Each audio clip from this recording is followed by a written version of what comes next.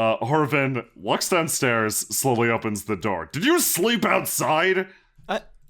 Yes? Is that a problem? I mean, I guess the grass is really, couchy here, but at the same time. Sleep outside all the time, Horvin. Ash just has the imprint of a rock on the side of her face. That rock face. I just received word that, at a time earlier this morning, Jin finished his bath, apparently clicking his tongue derisively.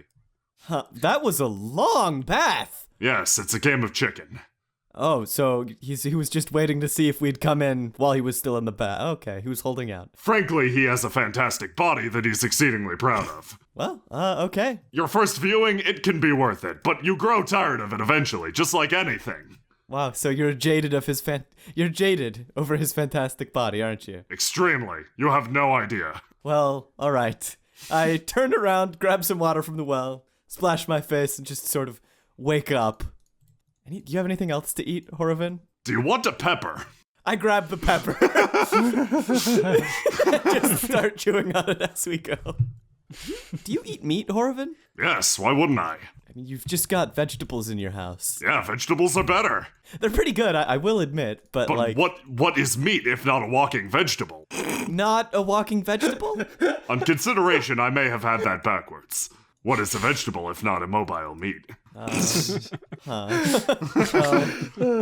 you have any interest in fortune telling? Kind of, yeah. We have a resident fortune teller who appears to be out of town at the moment, but they say he can tell your fortune with a cursed deck of cards. No! What? No cards. What? No cards. That's it. That is the start and end of it, Horvin. What? I've had some bad experiences with cards. Cards, really? Yes. They're pieces of paper, basically. So says you. They're pieces of paper that could ruin your life. Let's just go meet Jin, okay? I angrily take a bite of the pepper I have. I need to reconsider some things. I was thinking about getting business cards, but if that's the case... I glance at the two pillowy-looking creatures as I walk past them. You wander through. You pass through 4 curtains of beautiful flowers. See, here they are again, Horvin. Do these really not have any sort of meaning? These have a meaning of protecting somebody's nude body from outside viewings. Wait, but from what you said, Jin seems like he wouldn't want that. It's a multi-layer ploy, Ash. I don't know if I want to meet this Jin person. The mist thickens, the steam rising. You reach the open-air bath and stare out into it. And in the midst of it, you said he was done with the bath. You see a figure. He's sitting on the side of the bath. Feet still in it, looking somewhat dejected. He spots you from across the way and perks up, eyes opening wider. And here's the part where he says, Horvin, I didn't see you here. Horvin, I didn't see you here. Splash! He gets in the bath. Horvin, I didn't see you here. What a coincidence. He starts to walk across the bath. Yeah, normally this is a lot more embarrassing. He is fully clothed and still traveling straight through the bath.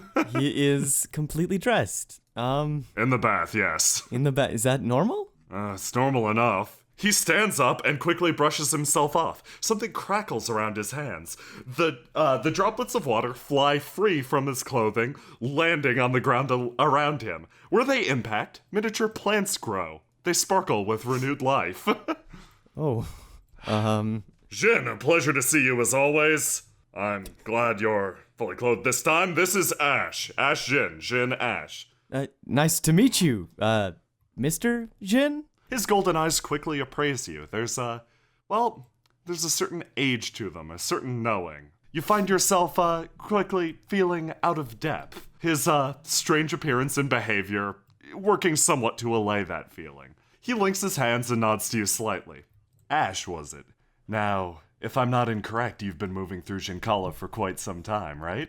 Yeah, I Here, recall walk exactly with how me. long. He points past himself. I glance over at Horvin. Sure, why not? How do you find this country? How do you find the state of it? Jinkala or here? Jinkala, when it comes down to it, this place is pretty nice, right? It's very nice. I happened to sculpt this myself. He runs his hand along a tree trunk as he passes by. Once again, you see energy moving up the bark. Its shape begins to change. It sprouts new branches. So, okay, wow. He extends a hand, still gloating slightly. I'm a spirit folk of reincarnation, you see. All this power and much, much more is mine to command. His eyes close, he taps his forehead lightly. Yeah, he's like this all the time. Just go along with it. Well, I mean, he's extremely powerful, so...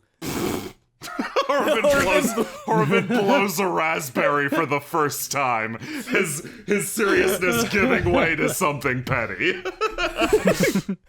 I chuckle a bit, that having someone undone the tension. So, you asked me how I felt about Jinkala. Yes, well, the country of Honorant overall. Do you find it to be an interesting place, a despicable place, a twisted place?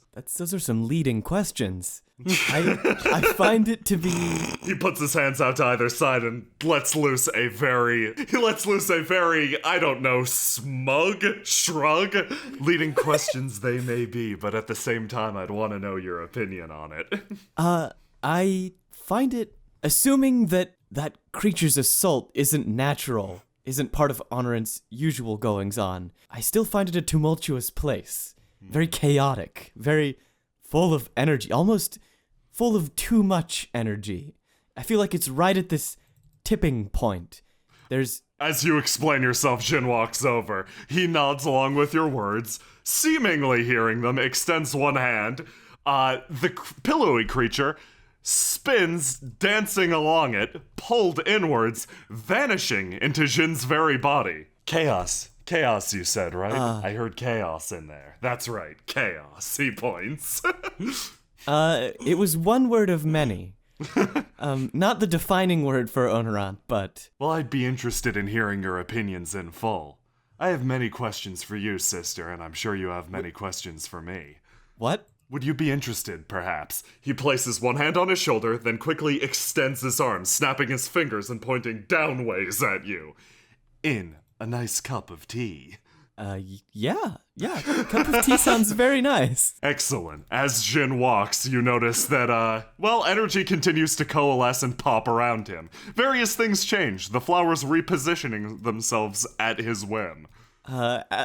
Before following after Jin, I turn and whisper to Horovin, "Why did he do that with the thing?" And I point at the missing pillowy thing. Which part of the thing? Which one? He's been doing things with things this entire time. He frankly never stops doing things with other things. Okay, all right.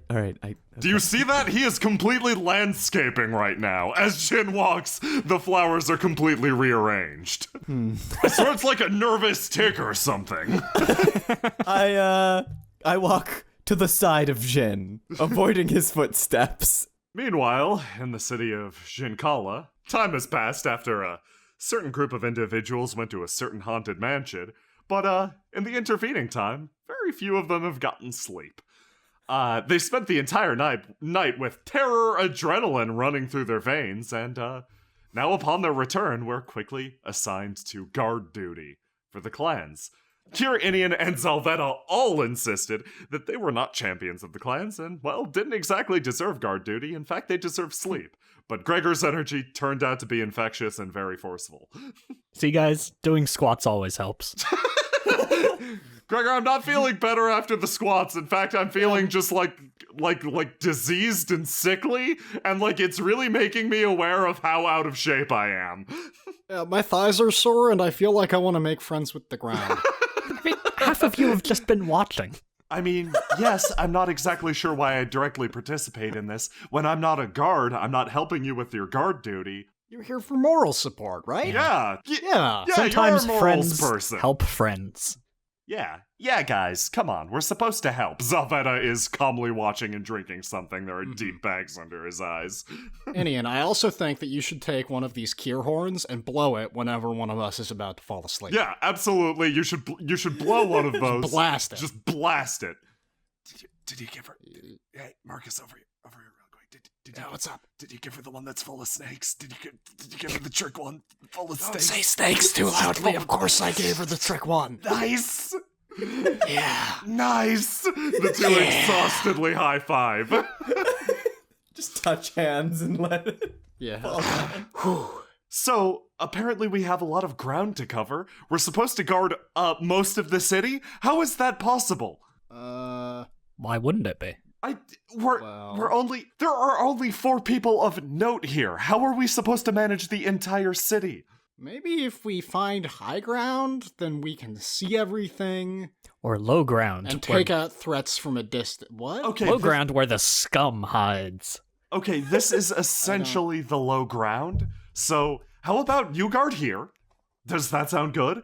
I'll guard, let's say, that comfy-looking bed over in the inn. That's probably a good sounds idea. Nice. Yeah, I'm feeling like guarding some lunch right now, so, Ooh, guarding See- lunch sounds good. I could guard some lunch. Yeah. Indian, are you sure you don't want to share your microsleep wisdom? At the same time, Gregor, fine. Okay, Gregor, since this is the place we were discussing guarding, sure, Gregor, follow me. Fine. We're going into the bar. I will discuss with you the secrets of microsleep. Marcus! And Ian walks up immediately behind you and blasts the gear horn. Snakes! Snakes! Really? You filled it with snakes. You filled it with fucking snakes. And Ian holds a snake in one of her hands and crushes it. Marcus swipes a multitude of colored snakes off of his person. Okay, I'm awake. I'm up. I'm up. I feel like fucking tackling him right now. I'm gonna tackle him. Wait, did you not know about the snakes? He said it was a Kier horn. Something terrible's gonna come out of it. Okay, I'm gonna go tackle him. Be right back really quick. Okay. And Ian takes off into the distance. You hear snapping bones. Ow! All looks good over here. Come back for me. At least bring me back lunch. And Ian forcibly drags Marcus. Okay, something about... I still want to run a few scrimmages later, Gregor.